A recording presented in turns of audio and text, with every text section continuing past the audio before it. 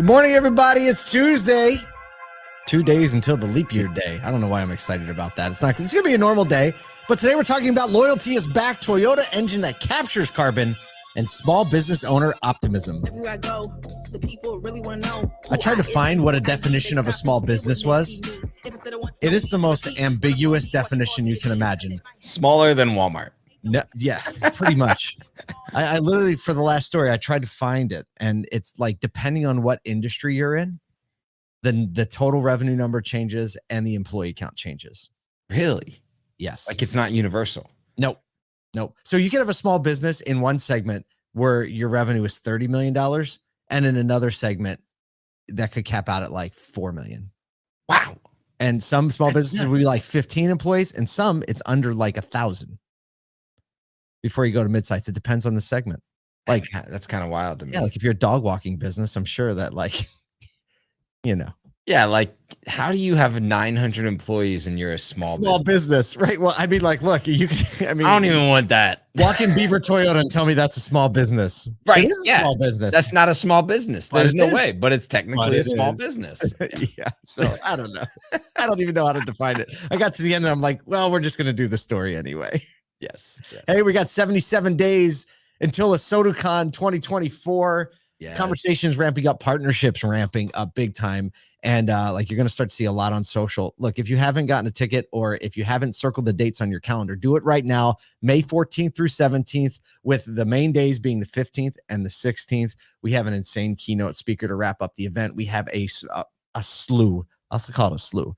Over 50 speakers in automotive. Everyone, you're going to be like, I really want to hear what they have to say, which by the chance is the most painful part of ASOTU CON. It is the most painful. We're going through speakers. For you and I specifically. Yeah. And it's like, we're getting down to like that last few based on the number of slots and the number of places that we have to bring people to the stages. And it's like, but they need to come too. It's the saddest part of my year. I probably even put it that because like, I know as we, you and I have our hands all over like the orchestration of who is on panels together in sessions together. We don't just throw people up there. Been part of those panels. No, this is like, we're like, who understands what about what? Where's the chemistry? Where's the conversation really going to be lively? We put these things together meticulously. And while doing so, I know that I'm going to miss 2/3 of them. Absolutely. I can only be in one place at one time. Oh, it's so brutal. So brutal. So much good content. Yesterday, we had actually our highest ticket purchase and room purchase day on record. So like it is picking up. If you haven't got your tickets, you've only got 17 days to get the early bird pricing. There are the main hotel block is not a massive block. So if you want to be at the hotel where the event is, make sure and grab that soon. You can go to asotucon.com/hotels and grab your hotel there as well. So please do that because the rooms are like, what are they priced at? Like $180. We negotiated. It's like $190 with fees. These are where rooms do you find that? These are rooms that you're paying like $400 or $500 for in Easy. like at other events. So you want to be in the room. Nice. Like, if not, we have a bunch of other. Yeah, they are. They're awesome.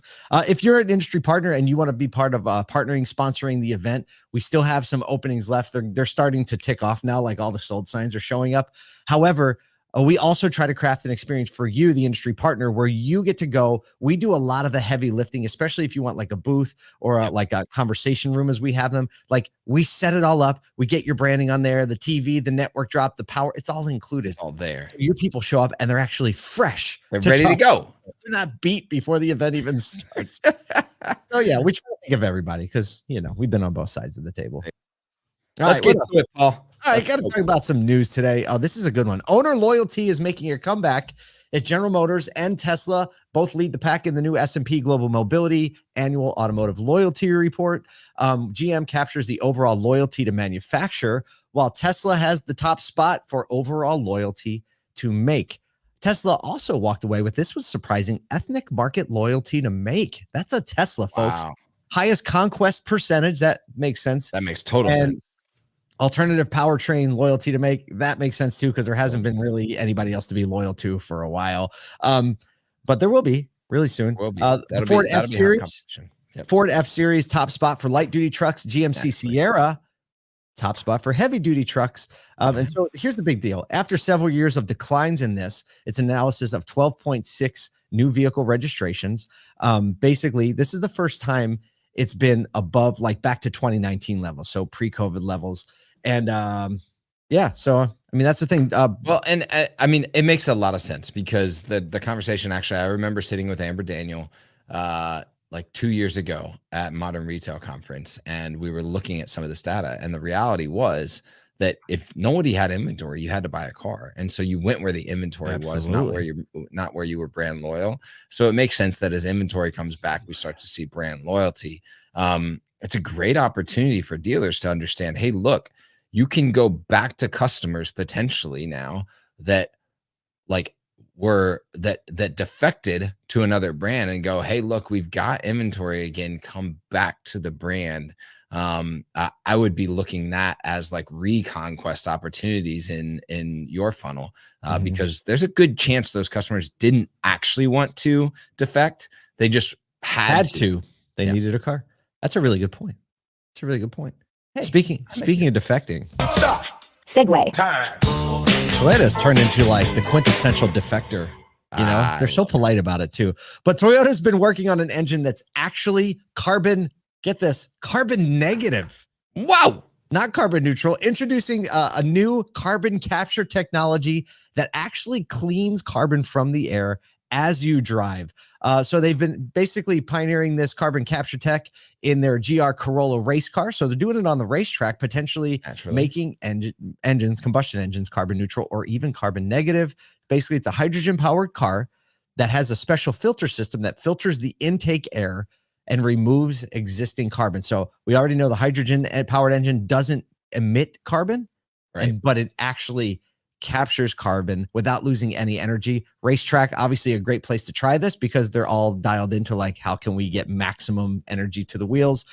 So like this is Toyota, Naoaki Ito, Toyota's project general manager, says they're optimistic about the future, saying, quote, "It is very early in development, but we're utilizing motorsports to speed up the development." So this is Toyota.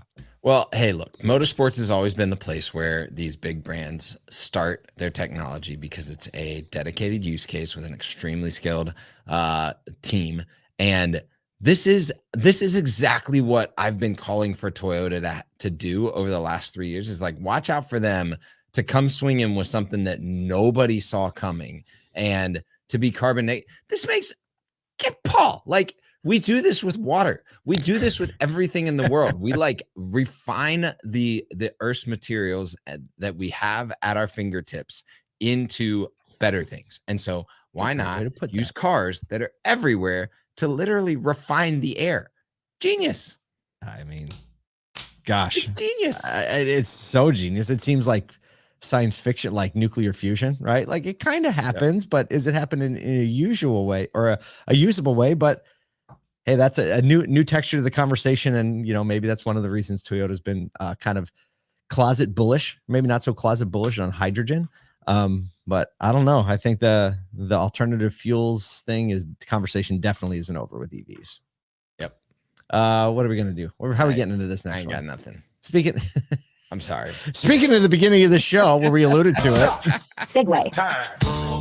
Got too far into that last one. We got way into it. Hey, when it comes to optimism about the economy, you know it. Small business owners like yourselves are leading the way, showing resilience in the face of inflation concerns, according to the latest CNBC SurveyMonkey Small Business Confidence Index. Good one. The SBCI. I don't know. I just made that up. The small business owners are remaining upbeat about the economic outlook. The index has reached its highest level since President Biden took office. So 35% expressed confidence in the Federal Reserve's ability to manage inflation, and 29% believe inflation has peaked. The survey reveals a 5% increase from last year in those rating the economy as excellent or good, signaling a robust 18% year-over-year improvement in economic optimism. Senior research scientist at SurveyMonkey, Sam Gutierrez, said, "We're kind of seeing a potential return around the corner in terms of small business optimism," which I'm all about. But I know some small businesses that have been optimistic the entire time, Paul. I know a lot of them. They all happen to sell the same thing. cars. Look, that's one of the things that makes the American economy and America, I think, so great is the fact that the opportunity lies with so many individuals on a daily basis, like what they are going to make of the situation that they've been given. One of my close friends, Greg Sioka Sr., says if you talk about a recession long enough, you're going to find yourself in the middle of one. Yep. Right. And that's kind of that mindset and that mentality, I think, is why auto dealers are able to, regardless of what's happening, find a way through. We were talking about it. I don't think it was on a podcast. It was just yesterday. And it was literally just about like, no matter what happens, auto dealers, specifically small business owning auto dealers, yep, they keep their head up, and there's no lose in the vocabulary. Like, no. We're going to find out how it might be hard. And this is what, it's interesting because I was actually talking to someone who was looking at getting into like computer engineering development, things like that. And they said, well, I'm not sure if I want to do that. I'm seeing all these layoffs. Mm-hmm. I just said, like, I know of multiple small businesses in the automotive sector that are actively hiring. Yep. And so, like, I think good jobs. I think small businesses are actually the ones that are kind of floating the economy because of the energy that they have toward just like driving for success. And, you see the headlines of the Shopifys, the Googles, the Metas laying these people off, but that's not the case at small businesses right now. There's a need for hiring, especially in the auto industry. So, hey, if you're not in the auto industry, check it out, because especially if you're in tech, got some jobs on the hunt. It is one of the things where it's one of the reasons that I don't read the news. I mean, I know that might sound weird. Every morning, right? You and I have a zillion windows open, scouring a bunch of news. We get all the emails, and I literally skip the general news, the junk first. Yep. I'll end up catching up on it, probably some of it later, but I skip it and I get to the auto news and I get to the other things because, like, what is that actually going to do for our day? No. Besides make you sad for something that doesn't even impact your life.